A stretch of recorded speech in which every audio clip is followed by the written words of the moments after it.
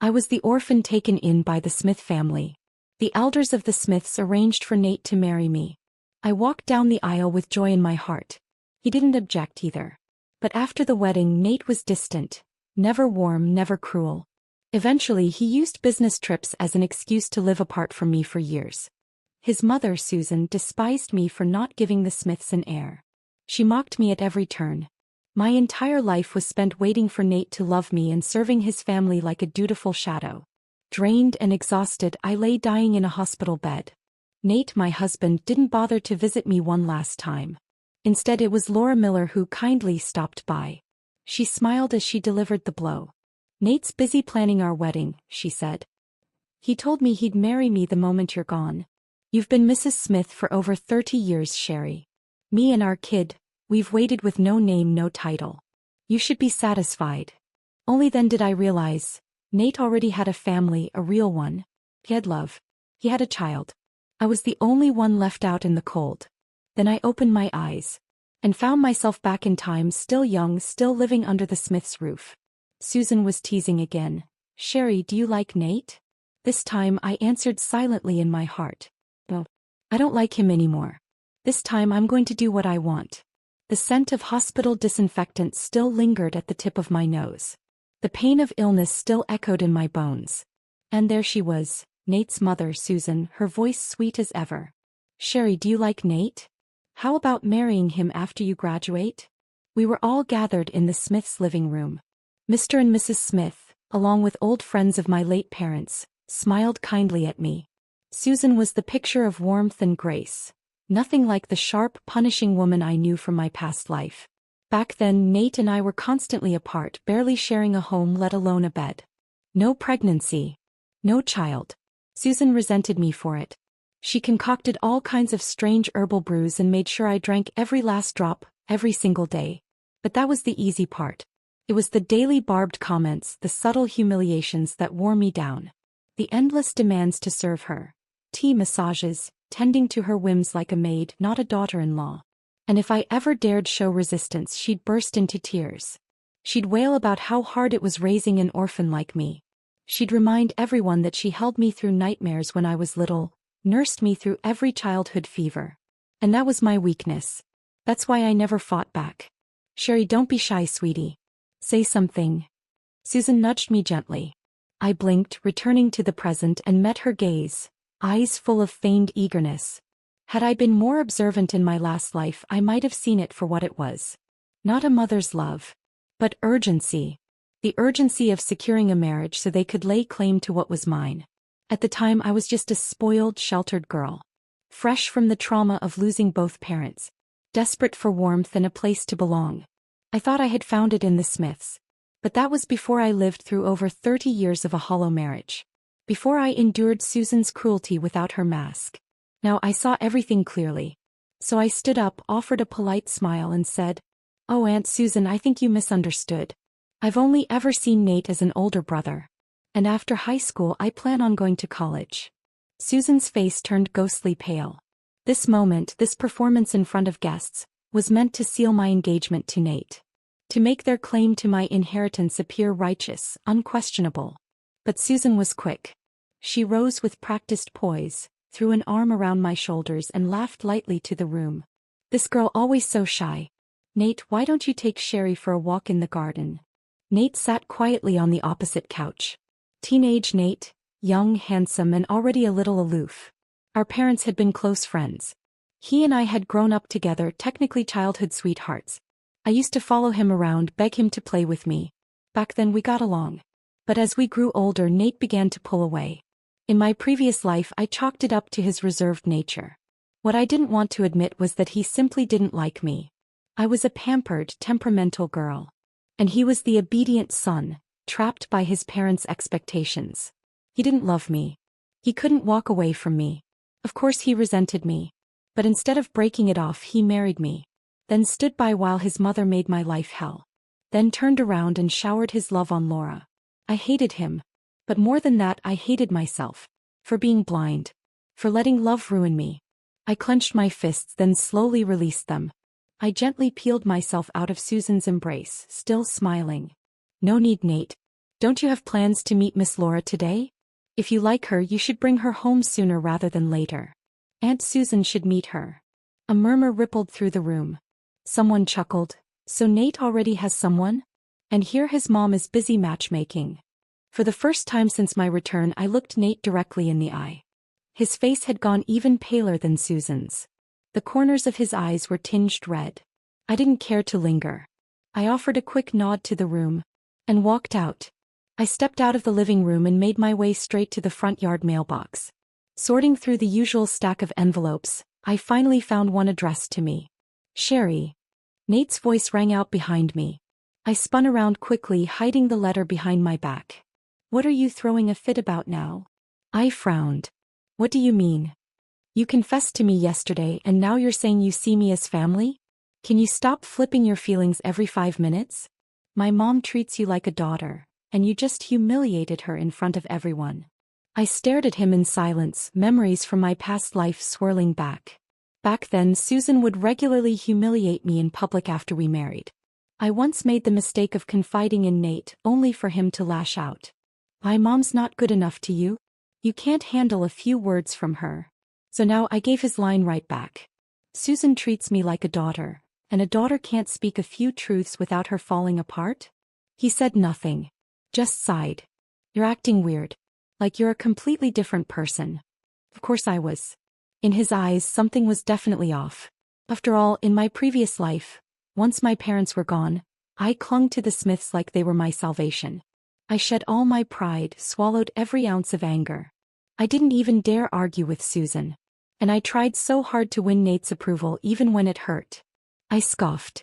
So what are you mad about now? Didn't you always hate me following you around? Now that I said I don't like you anymore, isn't that exactly what you wanted? I turned to leave. There was still a letter I needed to read. But Nate said, I never. It doesn't matter whether you said it or not. What I thought was, none of it matters anymore, Nate. Whether you ever loved me or not, it means nothing now. He frowned, clearly irritated. So I can't even say something nice? Sherry, you're still impossible to deal with. After my parents died, I had no one to rely on. And Nate's attitude changed with the wind. He used to speak gently to me. Now he didn't even bother to hide the contempt. Impossible to deal with? Because I wasn't going along with his plan anymore? The so-called nice things he wanted to say. They were just to smooth things over. To lull me into agreeing to an engagement. In my past life, once we got engaged, he immediately came to me with a pitch. The company was expanding, he needed funds, it was a great investment. I handed over most of my inheritance. It was the beginning of the private enterprise boom. Opportunities were everywhere. And with my money behind him, Nate scooped up real estate, food distribution contracts, and built a business empire across San Francisco. People admired me, envied me as the wife of a tycoon. What they never knew was that without me he wouldn't have had a chance in hell. But this time I'll stand at the top. And watch the Smith family's little circus unravel itself into ruin. I shrugged, flashing a sharp smile. Sure, I'm impossible to deal with. So what? Suck it up. Back inside, I rushed to open the letter. There was one person I had all but forgotten. My Uncle Mike. He was my mother's half-brother and lived in the UK. I'd only met him once. He came to us years ago, desperate for help with his mother's illness. My parents had supported him, financially and emotionally. They even got him into a good hospital. We stayed in touch for a while. But over the years, contact faded. What I hadn't known in my previous life was that Uncle Mike had made it big overseas, quite by accident. By the time he found out about my parents' fatal accident, a year had already passed. He tracked me down, learned I was taken in by the Smiths, and began writing. The letter had been sent to my old home, eventually redirected to the Smiths' mailbox. Susan had seen it, seen all of them. She just chose to say nothing. Years later, I discovered the truth. Uncle Mike had been sending letters and money to me all along. But by then it was far too late. I finished reading. He explained he couldn't return to the country for complicated reasons, but he wanted to reach me. This was his 10th letter, he said, repeating much of what he had written before. Telling me about his life in the UK, expressing worry, offering comfort. And this time he asked, would I be willing to come live with him? Inside the envelope were 10 large denomination bills. And a plane ticket to the UK. My eyes stung. For the first time in years, I didn't feel like an orphan. I had family. Someone out there still cared. The flight departed from New York, 4 days from now. I took a deep breath and straightened up. There was still work to be done. First, manage the inheritance my parents left behind. The properties were in good neighborhoods, worth holding on to. Their value would only rise. The cash? I'd split it. Half to bring abroad, half to stay in a secure bank. And as for Uncle Mike, I didn't know him well enough to blindly trust. So I'd keep my distance at first. Watch. And make sure it was safe before I stepped into his world. Thankfully, I had just graduated high school. It gave me the perfect excuse to leave the house under the pretense of meeting friends. Handling my own business was suddenly much easier. At the bank, I ran into a few classmates. They lit up when they saw me. I was just about to look for you. Come on, it's a class hangout. When I arrived at the venue, Nate was already there. Someone joked. What, no Sherry trailing behind today? Yeah, where's your little wifey? Nate spun a lighter between his fingers, smirking. She's such a pain. I'm enjoying the peace without her. And for the record, I don't like Sherry. Laughter exploded across the room. Oh, so who do you like? Don't tell me it's our class belle, Laura? They hooted and pushed Laura toward him, egging him on. The girl next to me coughed awkwardly. Only then did the others notice me, lit faintly by the flashing party lights. I stepped forward without flinching. Don't let me interrupt. Carry on. Nate instinctively shielded Laura behind him. Sherry, what game are you playing now? I sneered. God, how I wanted to stab both of them in the heart. But nothing had happened yet. Not in this life. If I told them what they'd done to me in the last one, how they ruined me, who would believe it? So I smiled. Nate, if you hated me so much, why didn't you say it sooner? How spineless are you? Then I clapped my hands. Well, guess I'm not welcome here. I'll leave. Before anyone could react, I had already turned and pushed the door open. Nate scrambled after me. Sherry, wait, I didn't mean. A voice behind us shrieked, oh my God. Laura fainted. Nate immediately ditched me. Sherry, that was just me blowing off steam. I'll explain everything later. He was gone before he even finished his sentence, rushing back to Laura. I stood still, watching with cold clarity. Then I turned and walked away. There would be no later. 3 more days and I'd be on a plane to the UK. After that, we'd never see each other again. The next morning I packed. Tossed what didn't matter. Susan wandered in, making casual conversation. She tried to fish for where I'd applied to college. Of course, I didn't tell her I was planning to study abroad. I mentioned some random local university. She smiled and praised the choice. Then quickly steered the conversation back to Nate. You two could get engaged first. That way it won't interfere with college. I hadn't even opened my mouth to shut it down before she added. I already talked to Nate. He said he and that Laura girl are just classmates. You don't have to worry. Still clinging to her little scheme, I stepped back a little. Aunt Susan, I really have no interest in Nate. But she didn't believe me. She pressed on eagerly. You're such a sweet girl. I'll make sure Nate cuts ties with that Laura girl completely. Unfortunately, Nate walked in just in time to hear that. He didn't understand the context. He stormed over to me, eyes full of disappointment and disgust. Sherry, does everything always have to revolve around you? Laura's got health problems, her family's struggling. I was just helping her out. You had to go make a scene and tattle to my mom. He practically exploded. He yanked the necklace from around his neck, the one he had planned to give me. Crystal beads scattered across the floor. I was going to give you this as an apology, but clearly that's a waste of time. Let me spell it out, Laura and I are nothing. But I'm not going to stop seeing her because of you. Then, as if to punctuate his tantrum, he kicked over the trash bin near the door. Stuff spilled out, bits and pieces from my room. Toys. Trinkets. Little things he had once given me. Nate's face twisted. His eyes went red. You threw all of this away? Yes, I said simply. I don't like them anymore. So I tossed them. I nudged a stray crystal bead with my toe. 2 more days until my flight. San Francisco to New York wasn't far. But I'd need to get there early. I didn't have much to bring. Valuable jewelry and financial documents were already secured in the bank's safe deposit box. Nate's parents had gone out of town on business. It spared me from having to say goodbye face to face. They had raised me for years, yes. But it had always been about the inheritance. Even the money my Uncle Mike had sent over the years, Susan had pocketed it all. Used it to fund the bare minimum of my upkeep. When I rolled my small suitcase into the entry hall, I ran into Nate and Laura. They'd just come back from somewhere. Nate immediately noticed the suitcase. "Where are you going? Gonna run to my mom again and cry?" I gave a light shrug. "No interest in that. I'm going to stay with a classmate for a couple days. Susan knows." Which wasn't a lie. I had told Susan I'd be at a friend's place for a few nights. Nate grumbled, still sulking. "Fine. Just don't expect me to come pick you up." "Didn't plan on it." Laura suddenly spoke up, eyes wide with practiced innocence. "Sherry, I just got kicked out of my house. I had nowhere to go.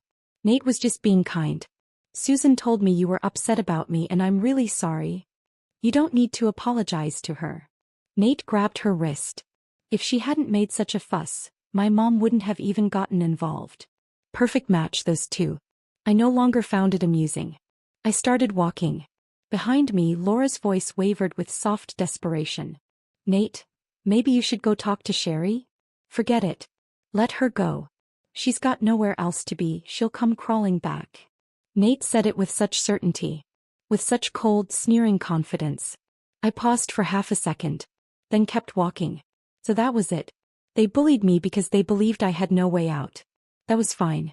The next time we met, I'd be the one watching them. Learn what it really feels like. To have nowhere to go. The first day I left, Nate didn't think much of it. By the second, he was agitated enough to ask the housekeeper. "Sherry's still not back?" She shook her head. His handsome brows furrowed sharply. He let out a bitter laugh. "Unbelievable. If she likes being out so much, let her stay gone forever." Spitting the words like poison, he still circled back. "Did she say which friend's house she was going to?" The housekeeper shook her head again. A tight knot clenched in Nate's chest, heavy and suffocating. Passing by Sherry's room, something caught his eye. A soft glint of light beside the large potted plant near the door. He bent down. A single crystal bead. He froze, then crouched almost instinctively to search for more. Regret bubbled up. Why had he yanked the necklace apart? It was supposed to be her graduation gift. He always loved sparkly things. He knew that. He'd always known that. Sherry had a temper, sure. But after losing her parents, she'd softened so much. He knew that too. So why had he pushed her like that? He thought maybe when she got back he'd just apologize. Really apologize. But one day passed. Then another. And then a third. Still no sign of her. His unease reached a breaking point. He began calling her closest classmates. Each one gave the same response. They hadn't seen Sherry. He refused to believe it. Drove to their houses himself. Knocked on every door. Nothing. Finally, he opened her bedroom door. The cozy room where she once lived felt hollow. The stuffed animals he'd given her? Gone. Her clothes. Her shoes. Empty. The room had been stripped clean of her. Panic swelled in his chest. He searched desperately for something, anything, that proved she had still been here. All he found was a folded note, tucked beneath a book on her desk. "I'm gone. Don't look for me." No sign off. No punctuation. Not a single mark that belonged to him. The plane touched down in the UK. But I didn't call Uncle Mike right away. Instead, I hired a private investigator. Just basic background. Was his household stable? Were the people around him kind? I didn't want to barge into a home already hanging by a thread. Fortunately, the report was reassuring. Uncle Mike owned a sizable farm in the countryside. He had a solid reputation. A simple family. Peaceful, close-knit. Still, I'd braced myself for the worst. If Mike proved unreliable, I was prepared to put myself through school on my own. I'd survived worse. Once I had the information I needed, I bought some gifts and finally reached out. When he heard I'd arrived, he came to pick me up immediately. 3 days later, I set foot on his farm. Uncle Mike was over 10 years older than my mom, and years of chasing opportunity under the sun had weathered his features. He wasn't much of a talker. When he saw me, all he said was, "You look just like your mother." Then he handed me a credit card. "Use it however you want." He showed me the horses. Let me play rough with his massive dog. Aunt Annie, his wife, was warm and soft around the edges. Her baking was heavenly. She showered me with affection, always pulling new dessert ideas out of thin air. Mike's son was already married. His wife was Mexican, which meant I got to eat real tacos that didn't taste like cardboard. His daughter Julia was just a year older than me. When she saw my modest, conservative outfits, she shrieked, "Oh no, sweetie. Don't let tragic fashion ruin that killer body." She dragged me into town, and we went on an all-out shopping spree. Thanks to her, I blended into the local crowd almost immediately. Once summer ended, it was time for college. With Uncle Mike's connections, I got into Julia's university. Same campus, different path. I chose finance. Not by accident. Not for lack of passion. But because, after everything I'd lived through, and with the resources I had now, I knew exactly the kind of empire I was going to build. Life in the UK turned out to be warmer than I had imagined. During holidays, I'd run wild on the farm, helping with odd chores, laughing until my stomach hurt. At school, I studied and worked on assignments alongside classmates from all over the world. In my sophomore year, after thorough research and planning, I decided to try my hand at a small import-export business. I spoke with Uncle Mike about it. He didn't shoot it down. Instead, he asked, "Do you have enough funding? Need me to introduce you to a few contacts?" Having a mentor would definitely smooth the path. But honestly, a few bumps in the road wouldn't kill me. I was young. I had money. I had time. And most importantly, I had the freedom to make mistakes. So I partnered with 3 classmates and we pooled our investments to start a small company. We exported British clothing and food products to neighboring countries. By junior year, the company had made a modest profit. But my teammates, they had other ideas. Some wanted to branch off on their own. Others feared the business wasn't stable and bailed. So I made the call and dissolved the company. That experience, it was worth more than the money. Because I learned the real profits weren't in trading goods. They were in owning the supply chain. If I controlled production, I'd control margins. So I started planning again. New strategy, fresh research. My goal, launch another company before graduation. With the money I'd earned, I bought Uncle Mike a car. And for myself, I bought a cozy apartment near campus, which I shared with Julia. I filled it with stray cats. Some healthy, some with missing limbs or clouded eyes. Didn't matter. I took them all in. When the sunlight spilled onto our little balcony, they'd curl up at my feet, soft and sleepy. I'd pet one, tease another, and sometimes, just sometimes, I'd catch a ghost of the past. I'd loved cats even back then. It had taken weeks of convincing before Nate finally got me a kitten. But the moment I brought it home, Susan had wrinkled her nose. "Cats aren't good for pregnant women. You can't even get pregnant and now you bring this thing into the house?" The kitten hadn't done anything wrong. It just trembled in my arms, sensing it didn't belong. In the end, I had to give it away. To a classmate who loved cats like I did. I provided everything: food, toys, vet bills. And I visited when I could. That memory floated past as I lifted a long-haired kitten into my arms. It struck me then, I hadn't thought about my past life in a while. Hadn't thought about Nate. Or his entire rotten family. Guys, here and now. I was happy. Too happy to look back on the filth I'd left behind. In the second half of my junior year, I launched my new business. Dairy. From breeding the cows to processing the final product. I planned to build the supply chain from the ground up. By the time I graduated, the full production system was in place. It meant I could slash overhead. Negotiate from a position of strength, whether I was dealing with UK buyers or overseas clients. Once everything was stable, I decided it was time to visit the US again. Uncle Mike didn't try to stop me. Julia came along. The moment we landed, my blonde-haired, blue-eyed business partner, Anderson, was already waiting at the gate with a bouquet of roses. He looked like he'd stepped out of a magazine, clean-cut, polished, and annoyingly smug. "Sherry," he beamed. Surprised. I gave him a flat look. "I thought you were supposed to be negotiating a land deal. Who's handling it now?" He blinked those bright ocean eyes at me. "So I'm less important than a piece of property." "Got it. Obviously." "Stop pouting." Julia burst out laughing beside me. "He's as handsome as your bodyguard." Then she gave Anderson a sneaky thumbs up. "Go get her." With newfound encouragement, Anderson ran forward, eager to grab my suitcase. But he didn't get the chance. Another figure had already stepped in. Tall, broad-shouldered. He lifted the suitcase handle without a word.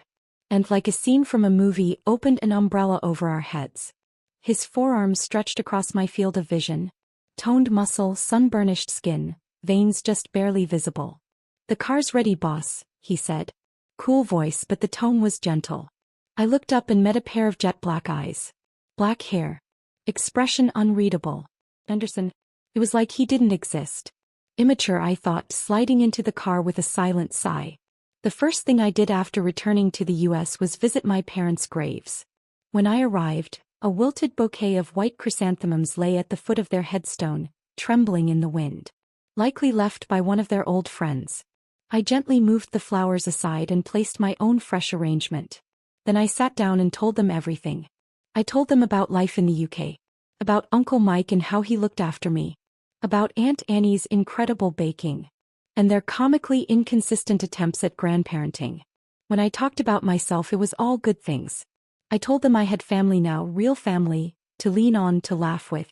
I told them I graduated with honors, made friends who shared my ambitions, started a business that I could be proud of. "You don't have to worry," I whispered, brushing rain from their names carved in stone. "I've taken good care of myself." Raindrops fell from the sky and slid across my lips, salty and cold. As we walked out of the cemetery, Anderson held an umbrella over Julia. Daniel stayed beside me, quiet and steady. That's when we passed a man and a woman coming from the opposite direction. The man held a fresh bouquet of white chrysanthemums.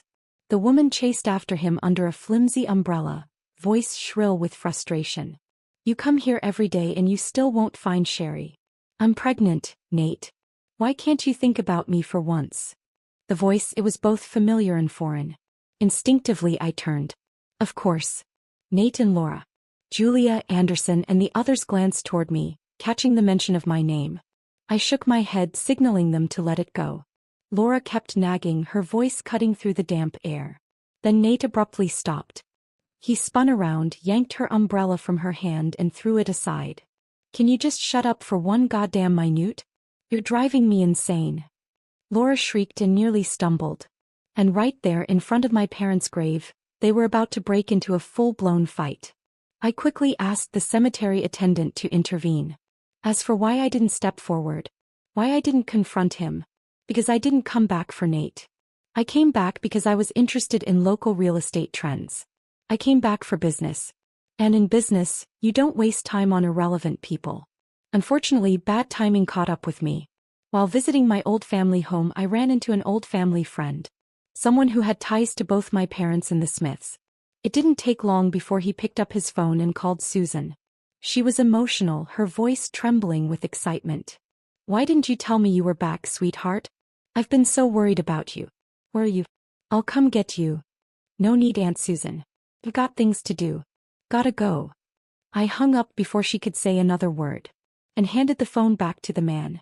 By the time the Smiths arrived, my group had already checked into a hotel in the city. That night we were attending a formal gala. An opportunity to connect with developers and potential partners in San Francisco. The event was lavish, almost over the top. But our team navigated it effortlessly. During the dinner I chatted with several major players. Some remembered my parents and had kind things to say. Others respected my business acumen and confidence. Between legacy and merit I held both cards. And the deals began to fall into place. But midway through the evening there was a commotion at the entrance. Mr. Phipps, the host, frowned. "What's going on?" "A Mr. Smith insists on coming in," said one of the staff. "He doesn't have an invitation." Phipps turned to me, offering a polite smile. He knew I had once been raised by the Smiths. "Looks like our team forgot to send Mr. Smith an invite. No matter, let's welcome him in." I kept my expression neutral, though I could have laughed. Forgot to invite him? Hardly. The truth was, no one respected the Smiths anymore. Without my financial support, their small company had started to crumble. Policy changes, economic downturns, they couldn't keep up. They were nearing bankruptcy. No one with any weight in the industry wanted to associate with them. But I didn't object to letting them in. Most people didn't know the full extent of our history. And I wasn't about to let anyone accuse me of being ungrateful. Outwardly I'd keep things civil. Nate's eyes locked on me the moment he stepped into the ballroom. He was wearing a tailored suit. Well, it had been tailored years ago. Now it looked worn and slightly rumpled from the scuffle at the entrance. He didn't bother to fix it. Instead he strode straight toward me. "Sherry." His voice cracked with something that sounded like hope. "You're finally back." His eyes, once so lifeless, now shimmered like they'd caught a spark. But I didn't move. Before he could reach me, 3 people stepped forward in unison. Julia and Anderson blocked his path, both frowning. "Who are you?" Julia asked. Nate's eyes reddened instantly. "Sherry, why?" I had no interest in nostalgia. "It's been a long time. I have business to attend to. Maybe we'll catch up some other time." Behind him, Susan barreled in, using age and self-righteousness like a shield. She squeezed forward, tears already streaming. "Sherry, child, how could you leave without a word back then? Where have you been all these years?" He grabbed my arm, clinging like a drowning woman. I slowly peeled her off me. "Susan, Uncle Mike sent letters. You got them. Why didn't you ever tell me? And for the record, I left a note. That did it. The people around us weren't stupid. A few lines were all it took to piece things together. Susan had hidden my uncle's letters. Because she didn't want me to find my real family. Not out of love. But out of greed, for the inheritance tied to my name." Susan's tears vanished in an instant. She laughed awkwardly. "Oh, Sherry, don't be mad. I didn't know if the man was legit or if it was some kind of scam. But Nate looked everywhere for you. You two should talk." She physically dragged Nate to my side. He didn't speak.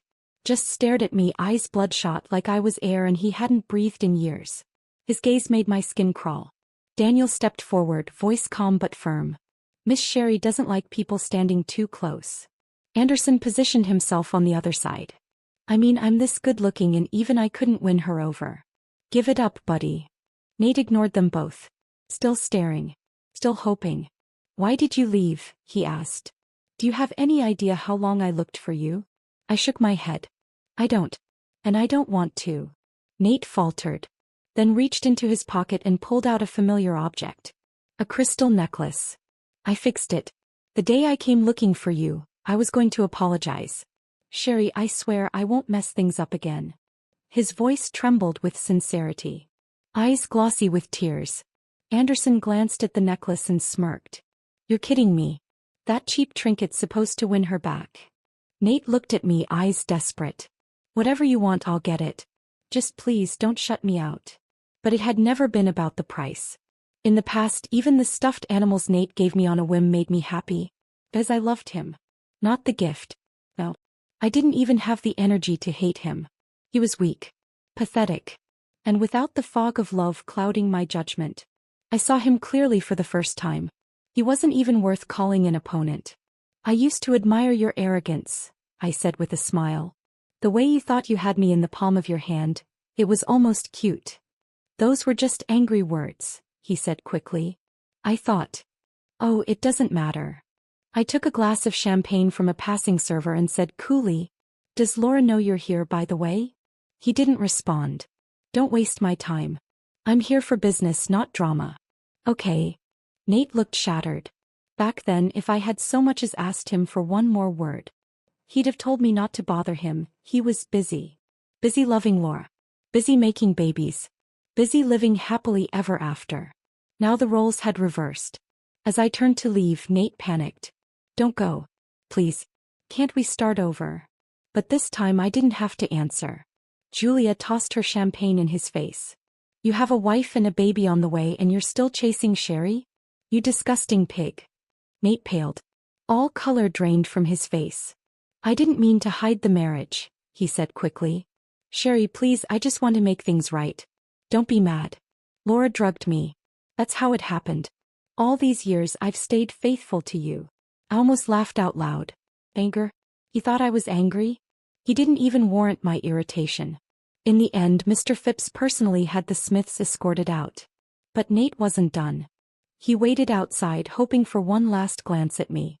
Instead, Laura showed up, belly round with pregnancy, and began beating him in public. "I'm carrying your child and you're still hung up on another woman? You bastard." Hormonal, emotional, and loud. Nate didn't comfort her. He snapped. Told her to shut up and go home. They ended up physically fighting in front of the valet. And then Susan shoved Laura. Blood trickled down her leg in thin, terrible streams. I looked away. Got into the car. Nate chased us, calling my name over and over. Wow, Julia muttered, disgusted. He really thinks he's some tragic lover. I corrected her. He's not in love with me. He's in love with the idea of using the past to manipulate me. So I'll help save the Smith family. I stared out the window. Nate only loves one person. And it's always been himself. The business deal went better than expected. I signed on with Mr. Phipps and a few other investors to co-develop what would soon become the largest shopping complex in San Francisco.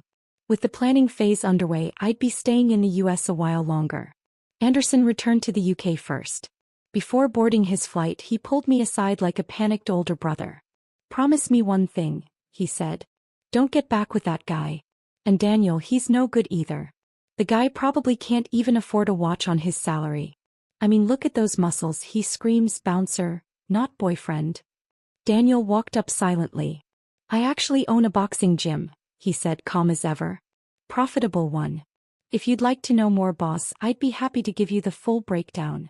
I shot both of them a glare. I buy my own things. And for the record, if any of you get in the way of my money, you're both fired. Anderson huffed all the way onto the plane, muttering. Daniel quietly tugged his sleeves down, trying to hide the muscles stretching his shirt. Not that it helped. With his wide shoulders and tight frame, there was no hiding much. Nate tried to contact me a few times. Eventually he stopped. He had enough disasters of his own to handle. After Laura's miscarriage, her parents descended on him like wolves. They demanded compensation. The Smith company, already gasping for air, collapsed under the pressure. Bankruptcy followed. Laura's family brought in an excellent legal team. The divorce was brutal. Laura walked away with most of the Smith family's remaining assets. Nate's father couldn't take the disgrace. He vanished. No one knew where he'd gone. Susan, spiraling from the shock, lost her mind. She wandered the streets, ranting at people who didn't exist. She screamed at invisible daughters-in-law. One day she threw herself into traffic. She survived, but barely.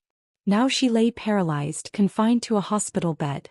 Nate, desperate, begged Laura for money. But most of it had long since been handed off to her greedy relatives. Laura, bitter and exhausted, refused to help. Their arguments escalated. Nate blamed her for everything. And during one fight he shoved her right down a flight of stairs. She survived, but barely. He was arrested within the hour. I, being the kind person I am, went to visit Susan in the hospital. I even paid her medical bills. People called me an angel. What they didn't know was this. I hired the worst caretaker money could buy. The kind that mixed up meds and scrolled through their phone while patients cried. I stood beside Susan's bed and smiled down at her. Aunt Susan, I said softly, you remember everything now, don't you? When you were hurting me, did it ever cross your mind you'd end up like this? You knew Nate was cheating, but you still blamed me for being infertile. You made me drink those herbal poisons. Made me kneel for hours. All while you played grandma to Laura's baby. Her eyes bulged with fury. Her fingers twitched helplessly in her lap. She couldn't touch me. Couldn't speak. She just drooled, wide-eyed and filled with rage. I wouldn't let her die. No, that would be too easy. She'd live, trapped in that body, watching the world leave her behind. Before Nate's sentencing, he begged to see me. I agreed. He cried the moment he saw me. He told me he was remembering things. Memories that weren't his. He saw how cold he had been to me. How I had lived a life of sorrow because of him. Can you forgive me? He asked. I think I loved you. But I didn't know how to admit it. My whole life I did what my parents wanted. And when they told me to love you, I panicked. So I did the opposite. How stupid is that? I lost everything. He sobbed. Broken. I shook my head. And then he smiled. Well, I guess this is karma. You hate me and now I'm paying the price. I laughed. I couldn't help it. Karma. I echoed. Oh no, sweetheart. Karma doesn't work this neatly. He blinked. I leaned closer. Did you think your company's collapse was just bad luck? That Laura just happened to find the address for the gala that night? That her miscarriage was a tragic accident? That her poor parents magically found one of the best law firms in the state? Nate went pale. His face drained of every drop of color. But his eyes, his bloodshot, desperate eyes, stayed locked on me. You hate me that much? he whispered. Why shouldn't I? In my last life I never hurt a soul. And yet I lived in hell. Because the Smith family wanted my money. They ruined me. And in this life? I'd barely lifted a finger. Every fall they took, they walked right into it themselves. I stood up and looked him in the eyes one last time. I'll let your mother know you're being sentenced. Then I walked out. The black car was waiting. Rain streaked down the windows as we pulled into the newly zoned business district. Steel frames rose in the fog, reaching toward the sky. The future was already taking shape. And this time, it belonged to me.